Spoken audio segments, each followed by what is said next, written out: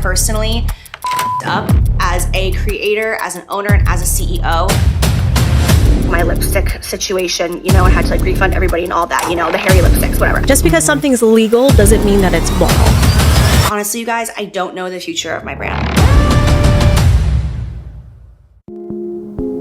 The once loved and adored Jaclyn Hill has managed to turn winning the lottery in life into a complete nightmare for herself. And it's all her fault. And in this video, I'm gonna share with you the recent development of Jaclyn Hill and her brands, what that means for YouTube creators and content creators. My channel here is about growing a YouTube channel. I am a YouTube producer, strategist, but I really want to dive into what creators and YouTube creators specifically can learn from Jaclyn Hill, both the things she did right and then the things she's done terribly wrong. In the comments, let me know your thoughts on this whole Jaclyn Hill drama and how you feel it has maybe impacted the online kind of YouTuber space or beauty gurus in general. Were you once a fan of Jaclyn Hill? Because I know I was, and I want to talk about that.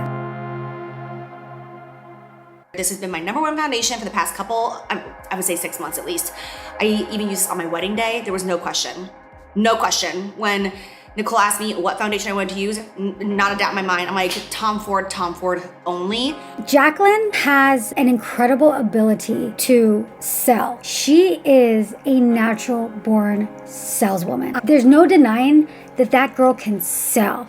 Like, she can get people behind her and excited about something. She's got that it factor personality that has led to her being one of the largest makeup YouTube personalities. And we can talk crap about Jaclyn all we want because God knows she's made plenty of mistakes, but I think we can't overlook what has gotten her to where she is today and at least analyze that. My thought is that she is an incredible online personality. She has that camera presence. If you go back to her older videos, she is magnetic. She is passionate. She obviously loves makeup. She's also an incredibly talented makeup artist. These are all the things that when I'm working with the channels I produce and my clients, these are all things I tell people like that is completely necessary for success. It's because being super aligned with what you're talking about and what you're excited to share results in what I call OCET, or on-camera energy transfer. And Jaclyn, without a shadow of a doubt, has that OCET. She can get people excited about a freaking $5 lip liner pencil like it was the second coming of Jesus. I love. It's like more of a sheer, I love this color. She's so passionate about these things and she can really get people to rally behind her. And so that's why I can say, hey, I was a fan of hers for a really long time. I loved her videos. I'm sure a lot of you guys were as well. And I think that's what makes this fallout, which isn't recent. I mean, it's been well over many years happening. I think even more painful for her viewers because so many people, myself included, trusted her. They trusted her recommendations. They trusted everything she was saying because she comes at it like extremely confident in what she's saying, and she really truly believes what she's saying. I want to talk to you about what's been going on in my personal life and behind the scenes of the camera that has led to me making the decision on my own to shut down both Jaclyn Roxanne Jewelry and my Koze comfort line. So just like a quick recap on what's recently happened is that she's come out saying that she is going to close her brands, the Jaclyn Roxanne jewelry line and then the Koze line of robes and blankets and things like that, that there was a lot of drama behind that as well with another creator, Kaylin, who had a brand of the same name. A lot of things have come out about Jaclyn's brands. Right now she's saying, I'm done with those brands. I need to stick with what I am truly passionate about and what I came onto YouTube to do, which is a huge lesson for all of us. So after my lipstick launch happened and things obviously did not go as planned, I honestly became zombie-like. I just relied on my team to just kind of like float me through everything. I fell into such a depression. And when I say that, I don't say that lightly. Like, I turned to alcohol. That's when I gained well over 40 pounds like that, just because I was not taking care of myself in any way, shape, or form. The way I handled the lipsticks is the biggest regret of my entire life. she veered off course, and she admitted that the reason she wanted to have these brands is because all of her other friends were doing it, and she felt the need to have a brand as well. And I'll be honest, you guys, like just keeping it real, I kind of feel like it was a pressure that was put on me in the sense I put on myself of like all of my peers, they all have brands. Like that's what you do. Like you create a YouTube channel, you get the income, and then you create your own brand, something that can make you money going forward. And I looked around and I see everybody, you know, it's like Manny, Laura, Desi, Katie, all these people who are in the same space as me at the same time are all creating brands. And to me, it looks like they're thriving, and I'm like, oh, I gotta do it too. So I think what makes Jaclyn a very good YouTuber and makeup artist isn't translating into being a good businesswoman.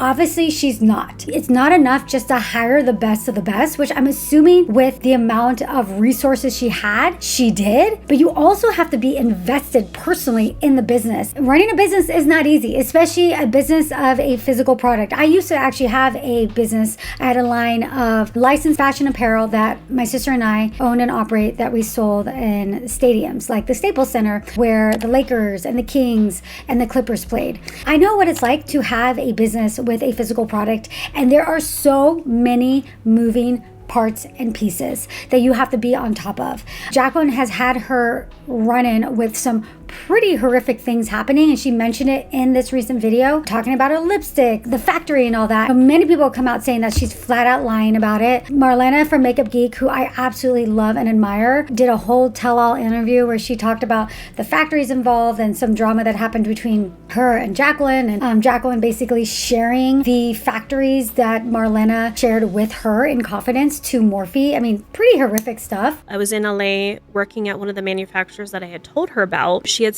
posted on social that she was going to come to LA from Florida, and I was messaging her like, hey girl, let's meet up, let's get some coffee, do you have time, let's go to shopping, let's do something fun. And she blew me off as like, oh, I don't have time, I'm really busy, I've got a lot of stuff going on. I was like, okay, well let me know if you have time, let's just meet for coffee. I'm not even joking. The afternoon that I texted, I remember it specifically, it was a Monday, it was in the summer because it was right around the time that IMATS and all of that was going on. Yeah. I was at my lab and I was with my team members in the room working on products for Makeup Geek, and my staff member comes running in. She went to the bathroom, came back, and she was like, Jaclyn's here. I was like, Jaclyn who? She was like, Jaclyn Hill's here. And I was like, at this lab? She was like, yeah, her and Linda from Morphe are here. And I looked out the window shortly after that, and I saw them leaving, getting in, it was like a white Rolls Royce car. I saw the two of them leaving the lab together. And it was literally the time when she blew me off, said she was too busy, didn't have time to meet with me. Oh my God. And she brought technically a competing COO to manufacturers that I had set her up with. So she got herself in hot water with her lipstick launch, which we all know was a huge disaster. And then she jumped into more brands and more products. And we don't know what the status is of her makeup brand. She kind of alluded to the fact that maybe she's going to step away from it, but we don't know. We don't know. No, she might not. What I think that we can also take away from Jaclyn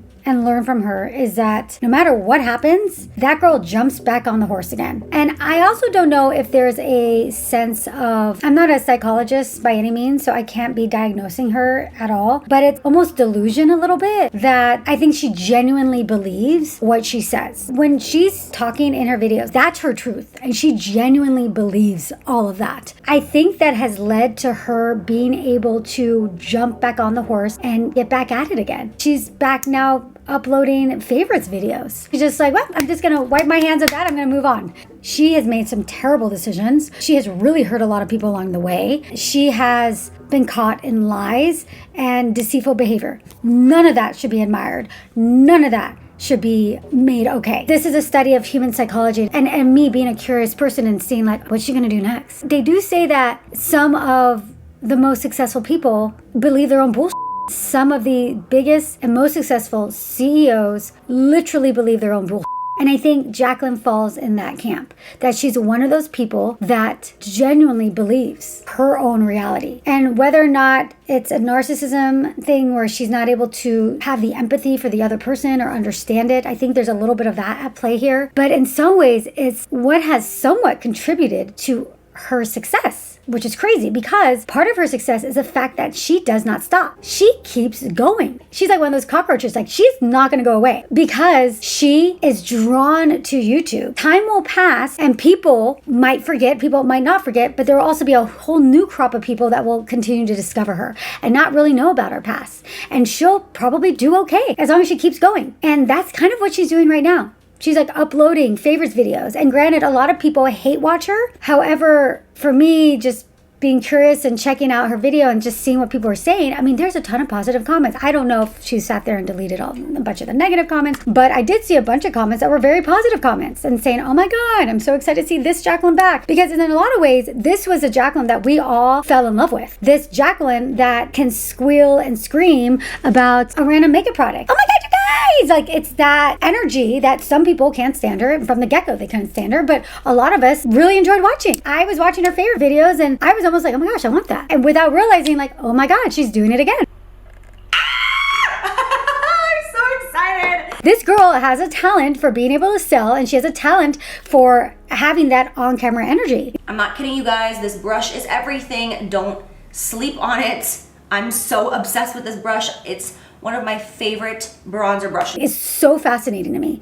And I'm very fascinated to see that where she goes from here. That's one of the big takeaways. First thing I talked about is just her personality. And I think that her personality truly comes from her being really, really passionate and aligned with makeup. That shows. She comes onto filming and her videos like truly excited about her makeup and her products, and not just her products, but the products she uses. She even said that in this video. She said that, I just want to get back to makeup. I want to get back to playing with makeup, having fun with makeup. I'm not passionate about these other things.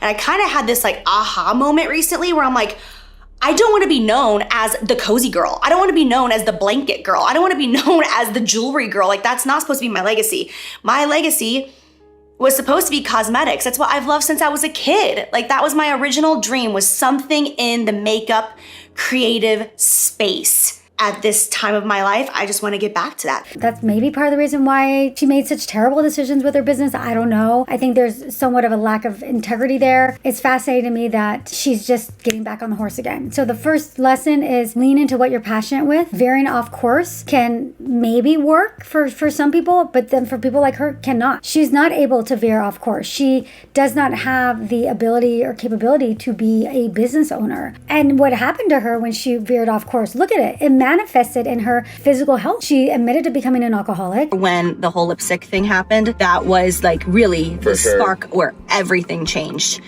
Before that, I would just drink alcohol like a normal person, like when the occasion was proper, like let's go out and party, we're gonna drink tonight, that sort of thing. Like and then socially. And then it turned into an everyday thing and relying on it. You know, any time of the day, I had no rules. Like, oh, I'm anxious and it's 11 o'clock in the morning, I'm gonna throw back a shot. Like, it just became an actual problem. And at one point I was like, should I go to rehab? Like, do I need rehab? And everyone in my life was like, no, you do not need rehab. It's not at that point. Yeah. She had a tremendous amount of weight gain. It seems like she has a lot of anxiety. But at the same time, just my observations of Jaclyn is that she loves the limelight. And I do think you have to really love the limelight in order to be uber successful on YouTube. I'm not just talking about someone that has like a couple 100,000 subscribers selling their own products and services, or, you know, doing hauls and things like that. I'm talking about like someone that's like a YouTube mega celebrity. You gotta love the limelight. And I really truly believe that Jaclyn Hill really loves the limelight. Even just recently, she was like uploading some shorts about some car or something. You know that she loved those photo shoots of her doing her Jaclyn Hill line and her doing her Morphe photo shoots, like in her closet with the champagne. She loves the limelight. She loves being a baller. She loves that. She loves the materialism aspect of it. She loves being in a big, beautiful home. She genuinely loves that. So she's also motivated and driven by money. And seeing those dollar signs of a brand, it's like hearing that your friend is making 7 figures every few months. She saw the dollar signs and was like, oh my God, I want that too. Oh my God. And here's the thing, like, who hasn't been caught up in the hype of something? Who hasn't been caught up having FOMO? Oh my gosh, I should be doing that also, without taking a beat and saying, yeah, but does that really align with me? Does that align with what I really want to be doing? Obviously it didn't, because it was a disaster. She stepped over a lot of people to get there. That might be more of a character issue than operating out of alignment. Not operating out of alignment can really impact you. Hopefully Jaclyn has learned her lesson. But here's the thing too with Jaclyn. You know how they say that celebrities, their personality and personal growth is stunted at the point that they became famous? While that doesn't apply to every celebrity, I do feel that it applies to some. And I think Jaclyn Hill is one of them. It's as if she hasn't progressed or grown as an adult. And I think we're all hoping that there'll be this kind of redemption story, but it actually hasn't happened yet. She's still operating in the same plane that she was when she first launched her lipsticks. She hasn't personally evolved and grown as a person. I think at first people were giving her the benefit of the doubt that she would, but then as things continued to unravel for her, once Marlena Stell revealed a lot of the atrocious things that Jaclyn said and did during their relationship. It was, I believe, 8 or 9 months that we had the product in our warehouse. Oh my God. And at that point, it was just constant, like, okay, we have to set a date. Like, you need to tell us what's going on. And I was like, this product is sitting here. And it came down to this stuff is expired. I told her, I was like, this is going to expire. So we have to get this launched. I need a date. Yeah. And she wouldn't commit to that and said that she didn't think this was going to work out. Why? She has too much on her plate. She's too much busy. on her. Oh, but what more did she have to do? I don't know. To this day, I'm like, is it... I mean, I have theories that I think because she was so focused on the Morphe collab, but I think she was just all banking on Morphe. I don't know. You know, you could ask the question, well, how do we know what Marlena said is true and Jaclyn said is true or isn't? Nobody 100% knows, but I am leaning towards believing Marlena just because her character has been more consistent in the many, many years she's been on YouTube. I think really showing herself to be an outstanding supporter of women, of businesses. She definitely seems just like a genuine person. The story keeps developing. After I recorded this whole video, a new interview came up on the Sesh where 2 other brand owners, Gerard Cosmetics and a woman named Gabby who has a makeup brush, they both came forward and talked about their experiences working with Jaclyn. And actually Gabby did never work with Jaclyn, but it was very similar to the Kaylin situation where there was a trademark copyright issue. I'll leave the link below if you want to catch up on that interview. But the basics is that Jaclyn is a nightmare to work with, especially the information that Jen from Gerard Cosmetics gave. It confirmed a lot of the things that, you know, I've already talked about in this video, that it's really a matter of, and I've got the baby here, it's really a matter of character and having character flaws. And Jet said something really interesting. Having money basically amplifies who people are. And I've always believed that. If you're a really good person and you happen to come into a lot of money or you have a business that takes off, money's going to amplify that. And if you're not a great person, then money's going to amplify that. So if Morphe made 50,000 units at $58 per sale, that's 2.9 million. If the entire collection sells out, if 100 units were made, that's 5.8 million. Right. I'm gonna cry. Actually, I feel really like that. Emotionally, I feel like I wasn't enough. Like I'm not to the standards of this huge company. It made me feel really bad.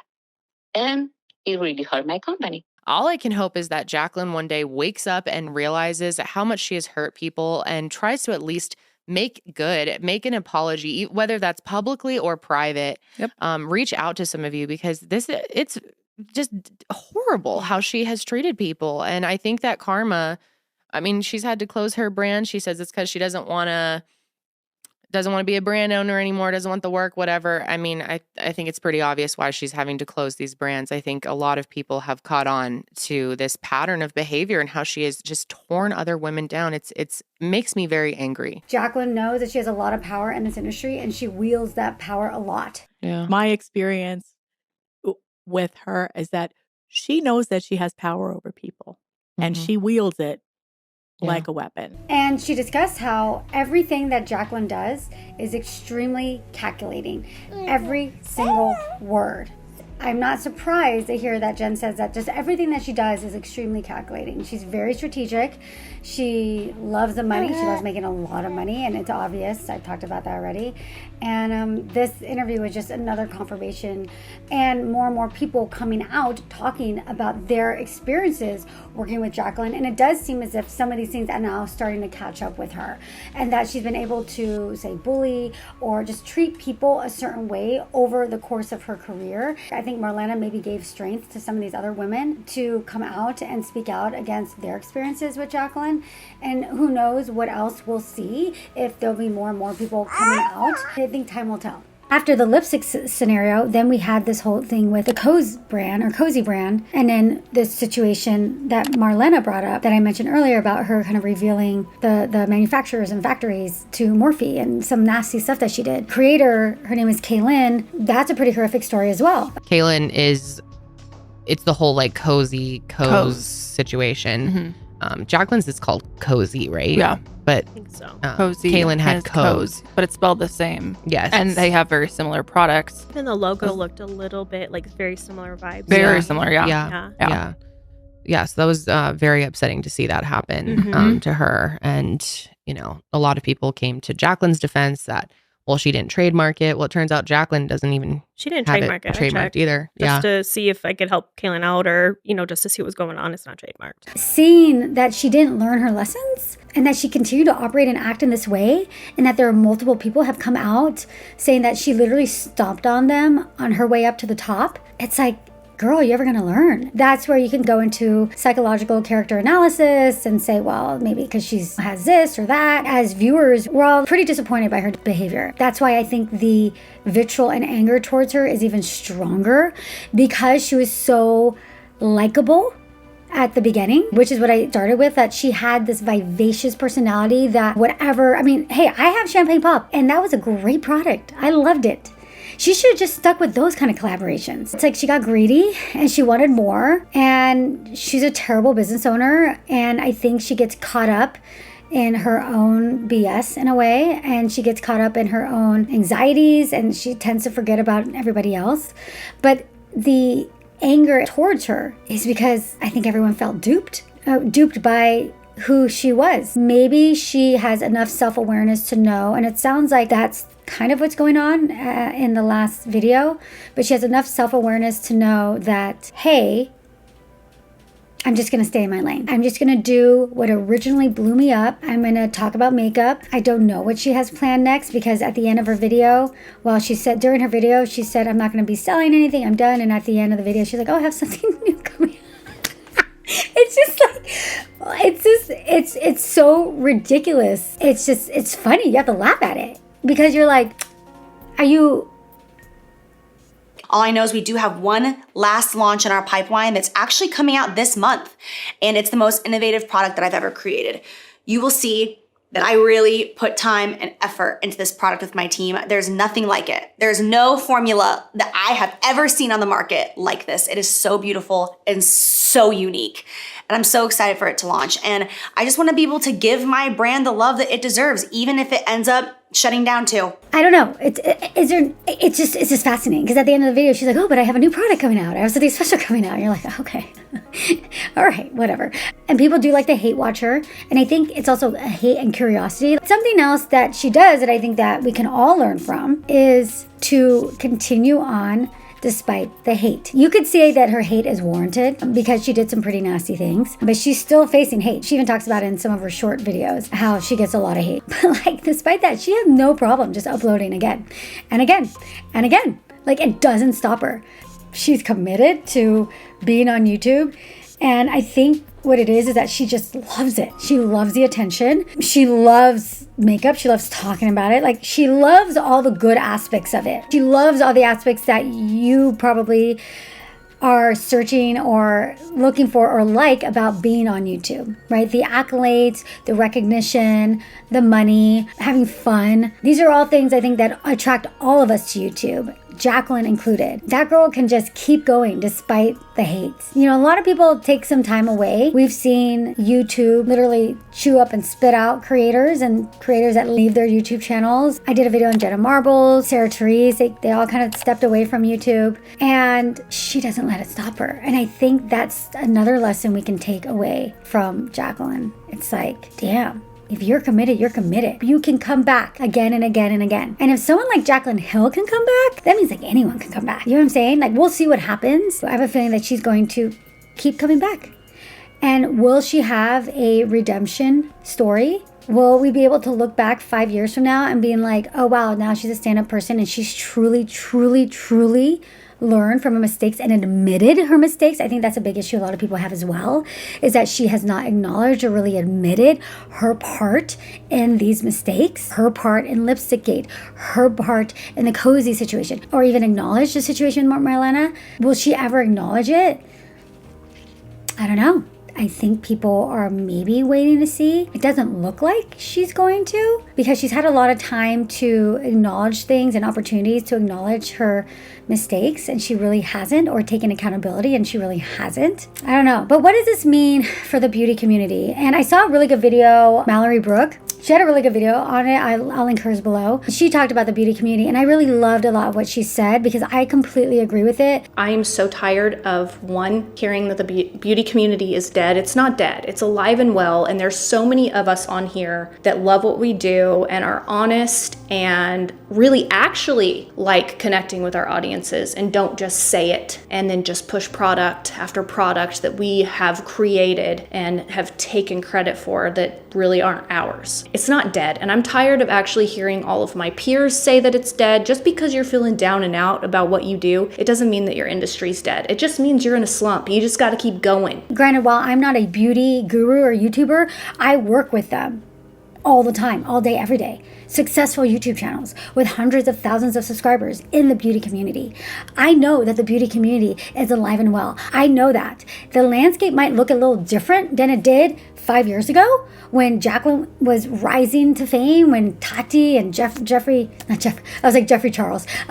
Star and James Charles and, you know, Manny MUA, all these personalities were rising to fame. The landscape looks different. I think it's probably for the better. Regardless, the beauty community is not dead on YouTube. The beauty community is alive and well. Unfortunately, there are some bad apples like Jaclyn Hill that kind of give the beauty community a bad name. And I think that's another reason why people are so upset about her lack of accountability and responsibility. She gives a bad name to influencers in general, YouTube creators that are trying to make a name for themselves and create lasting brands. And she's like, oh yeah, look, another YouTuber who just shouldn't be in business and taking advantage of her followers and blah, blah, blah. While many people out there are not like that. In fact, I'd have to say the vast majority are not like that. She happens to be one of the biggest in the space, so she's getting a lot of attention on her. But the vast majority are not like that. And I think it does them a huge disservice to say that the beauty community is dead. It does someone like Mallory a huge disservice, who's working her butt off and saying the beauty community is dead. It's not. It's not. It just looks different. So we'll see with Jaclyn Hill if there's going to be a redemption arc. I don't know. I wouldn't put money on it. But I'm here on the sidelines, just watching with popcorn. Like, what's happening? And like I said, I think there's a lot that we can take away from Jaclyn and her career. There are things that she's done right. I mean, you have to admit that. And I'm going to just list them here. Being in alignment when creating content, at least she was at the beginning. She came into YouTube doing exactly what she was doing in real life, doing makeup, talking about MAC makeup, being passionate about makeup. She's a talented makeup artist, leaning into her strengths, leaning into her talents. That's something you should all be doing. Second is not let anything stopping her, not including the hate that she pretty much caused and perpetuated, but she really just keeps going. She jumps on the horse again and again and again. She makes a mistake, she jumps on the horse. She makes a mistake, she jumps on the horse. She pisses people off, she jumps on the horse. Like, that girl is not going away. We all say consistency on YouTube is really a key component to being successful. It just keep going. And Jaclyn does that. And last thing, not letting the haters get to her. she's probably learned how to deal with all this hate, but it hasn't actually stopped her. On the flip side, we've got to learn from her horrific mistakes. But I think it's like I said, it's a character thing. It's integrity. Don't step on people on your way to the top. Don't take advantage of relationship. Don't make friends for people just because you think they can get you something in return. Just because something is legal doesn't mean that it's morally right. Like the situation that happened with the Koze brand with Kaylin. I think what Jaclyn did was actually technically legal, but I don't think many of us could be sleeping well at night knowing that's what happened or what we might have done or impacted another female creator, a new mom nonetheless, which I'm very sensitive to, being a mom of 3 myself. No, I couldn't sleep at night doing that. At what cost is Jaclyn getting the fame and money? And is it even a cost for her? Like I said before, does she genuinely believe her own bullshit in this? Does she actually believe that she's not really the one to blame, that it's everybody else? Maybe that's what helps her sleep at night. I don't know. I'm just kind of spewing off thoughts. This is very much stream of consciousness. This wasn't planned. I just had been watching a bunch of these videos and just wanted to come on here and say something. So if anything was a little bit off, some of my facts on Jaclyn and all that, or I pronounced anything correctly, feel free to let me know in the comments. I'm thinking about the psychology behind what she's doing and the impact that it has on the creator communities. If you enjoyed this and want more kind of just casual chit chat videos like these, let me know in the comments, and I'll see you in the next one. Mwah.